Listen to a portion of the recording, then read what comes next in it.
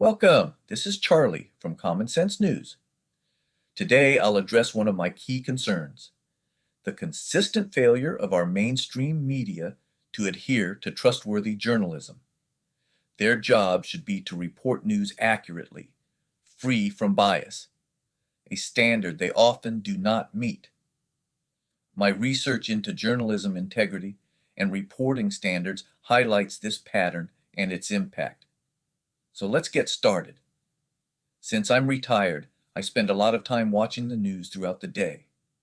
A few years ago, I used to flip through channels to get different perspectives, but quickly noticed pervasive bias across both broadcast and print media.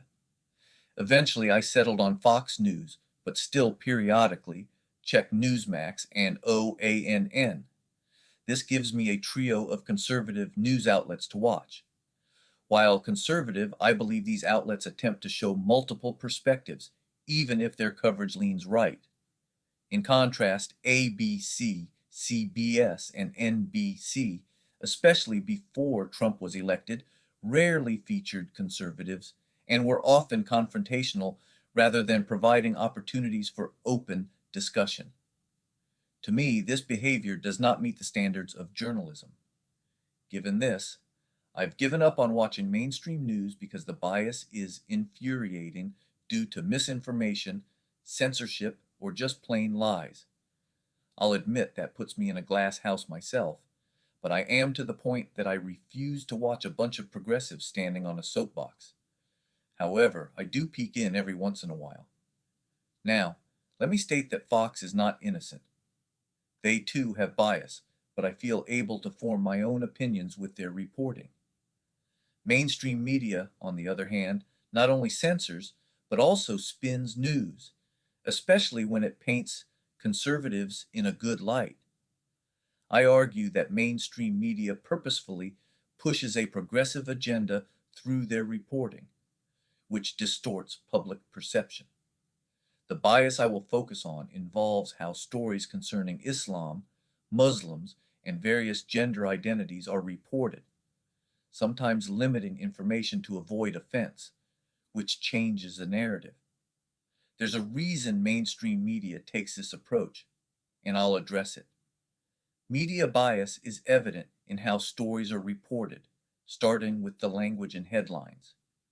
Why is there caution when reporting on Islam, particularly with extremists, while the approach changes drastically for Christians, conservatives, or Jews? I argue that the media's use of selective reporting shapes narratives on religion and sex, using journalistic standards as justification that distorts reality. When the media reports on Islamic extremists, they often portray the individual attacks as a lone wolf. Really? The guy who just killed a National Guard woman and seriously wounded a male is identified as a loner. What made this guy kill? He was radicalized and did the job his radicalizers wanted. So this is not a lone wolf attack. Others are still out there trying to get their next person to kill. They are all complicit in the crimes of the so-called lone wolf. Some of the bias may stem from the sensitive nature of reporting on Islamic ideology, because negative coverage can have broad international implications. In contrast, coverage of Christians, conservatives, and Jews appears open for journalists to criticize without discretion. The specific reasons for the differing treatment of various groups in news coverage remain a concern to me.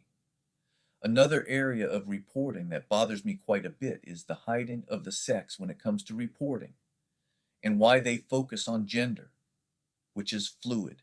You know, one day you are male and the next you are a woman. To understand why these changes occur, you have to look no further than the published journalism guidelines that set the standard.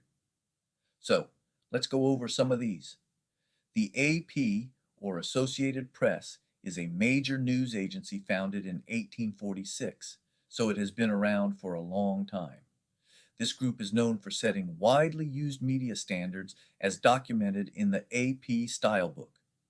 But there is one more organization journalists adhere to: the Society of Professional Journalists, which has been around since 1909. This group sets the code of ethics for journalists to follow. These guides are written for like-minded journalists, and while I don't agree with all the standards, understanding their reporting framework clarifies why bias in news reporting is embedded in current standards. Let's review some of these published standards.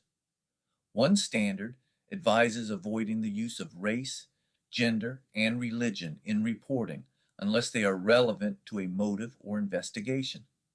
So basically, they ignore factors that many of us need to know as part of the story and do not learn about it weeks later while conspiracy theories evolve. But the reason is to protect the person being reported, and I'm not sure I'm comfortable with that.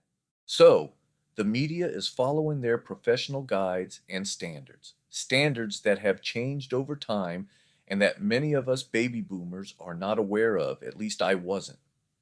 Let us cover when and why these journalistic standards changed.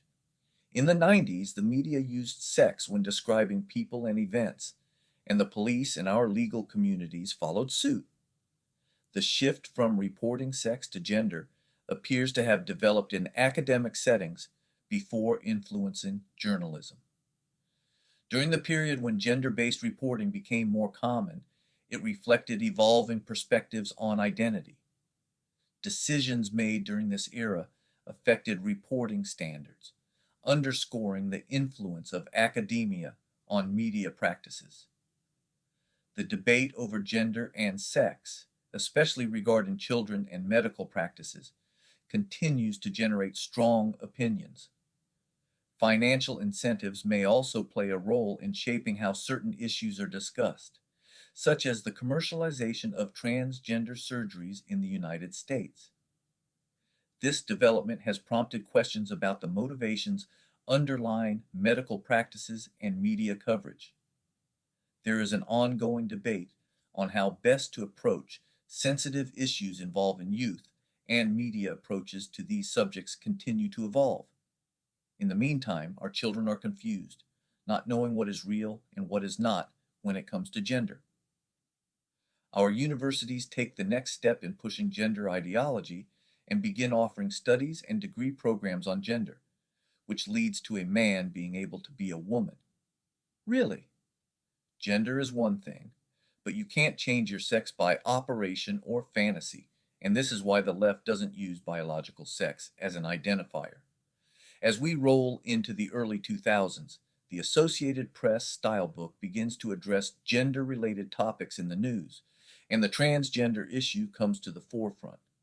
Even so, gender is still not widely used for reporting, though it is beginning to move in that direction.